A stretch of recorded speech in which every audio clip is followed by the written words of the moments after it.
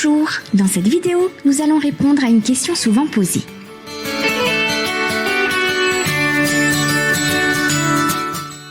Malgré leur engagement dans la conservation, les zoos n'ont pas vocation à réintroduire les espèces dans la nature. Mais parfois, les conditions sont réunies pour le retour dans la nature d'espèces élevées en parc. D'abord, l'espèce en danger ou éteinte à l'état sauvage doit être réintroduite dans son milieu d'origine.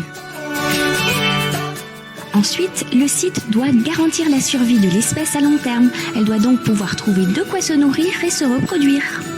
Enfin, un suivi scientifique doit être assuré et, si besoin, des moyens de lutte contre le braconnage ou la destruction de l'habitat doivent être mis en place.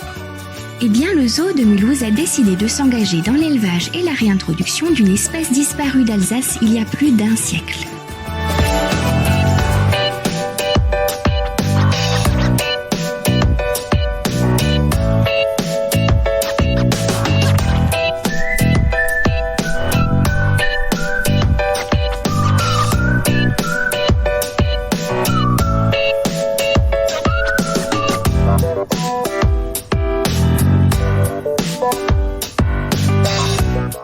Il a fallu d'abord choisir un bon site de réintroduction, le nord de l'Alsace, non loin du Rhin. Une zone a été spécialement renaturée pour l'accueillir à nouveau.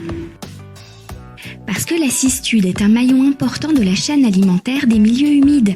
La consommation de l'animal au XIXe siècle, l'assèchement des marais, la pollution, l'introduction d'espèces invasives a eu raison de cette petite tortue qui peut retrouver son habitat grâce au travail de nombreuses associations et zoos.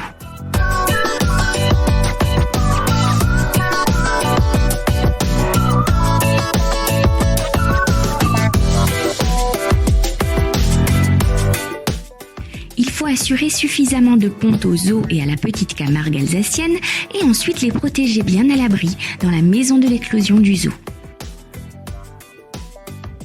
Au printemps, les pontes ont lieu la nuit dans le sable de la berge. Si tout va bien, chaque tortue femelle pondra entre 8 et 10 œufs.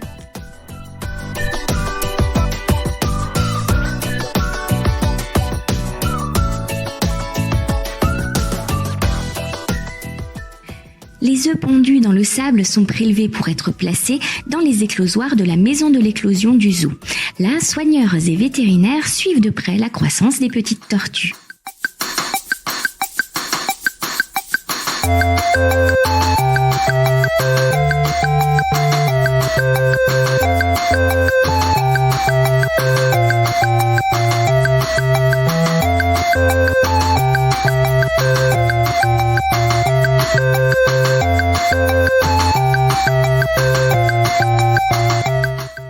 À l'âge de 5 ans, elles sont relâchées. Les scientifiques étudient leur déplacement pour savoir si elles s'adaptent à leur nouveau milieu.